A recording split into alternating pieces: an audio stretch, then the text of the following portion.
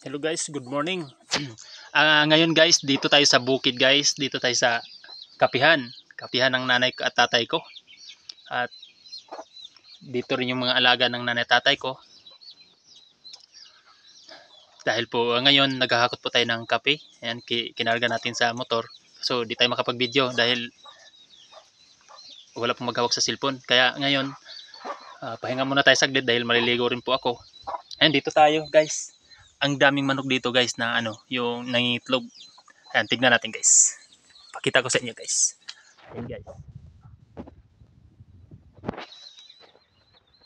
Ayan. Nangingitlog po yan guys. Ayan. Saka yung mga may mga sisyo naggala-gala pa. Ayan guys, itlogan din po yan guys. Ayan. Itlog guys yung yan. Tapos dito. Ayan guys. Ayan. Ayan po mga naglilimlim na. Ayan guys, lumipad. Ayan. So, dito pa guys. Ayan pa guys. Yan. Yan pa guys. Sa kabila guys. Kaya yan. At guys, yan po ang mga itlogan po guys ng mga manok. Manok nila mama papa guys. Tuwing umuwi kami guys, tinula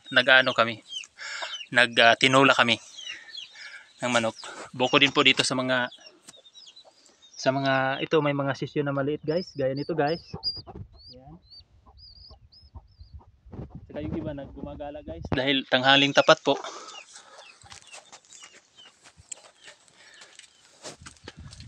Ayan guys, yung mga guys, may mga malalaki na siguro mga kulang-kulang 1 kilo. Dahil nga po na ato guys, dahil yung iba nabibinta. Dito isa lang po yung nandito guys, gumala. Dalawa. Ayan guys, oh. Grabe guys.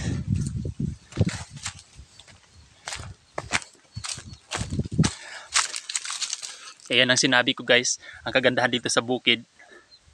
Lahat ng gusto mo, pwede mong magawa. Pero hindi po tayo mahirap dito, hindi rin po tayo mayaman. Simple lang ang buhay natin dito guys. Pero mas gugustuhin ko dito kaysa naman sa syudad. Sa syudad naman na wala kang bahay, nangungupahan ka lang, babayad ka kuryente, tubig, at yung gastos ka pa pagkain mo. Dito po guys, kahit wala ka namang pira dito, makakain ka. Dahil po gaya ng sinabi ko, kahit anong pwedeng makain na itatanim, pwede po natin itanim. Kagaya nito guys. Yan, sa paligid guys. Ang daming saging. Ayan. Mga saging po yan guys. Oh. At hindi lang, mayroon na po tayo nakuha na saging na ang sarap pag nilaga guys. Ito yung tinatawag sa amin dito, saging na amas. Ayan guys, oh. Hindi, bungan guys. Ayan guys. Ang sarap. Kinakain na nga ng mga manok to. Tsaka, ayan ang sinabi ko guys, yung tubig guys. Yung tubig, hindi po tayo maano sa tubig. Dahil unlimited po ang tubig dito guys. Ayan guys. Dito ngayon, maliligo po tayo. Ayan. Unli po ang tubig. Ayan guys, ang the best talaga sa Bisaya, sa probinsya. Maraming salamat guys. Saludo ko sa inyo lahat.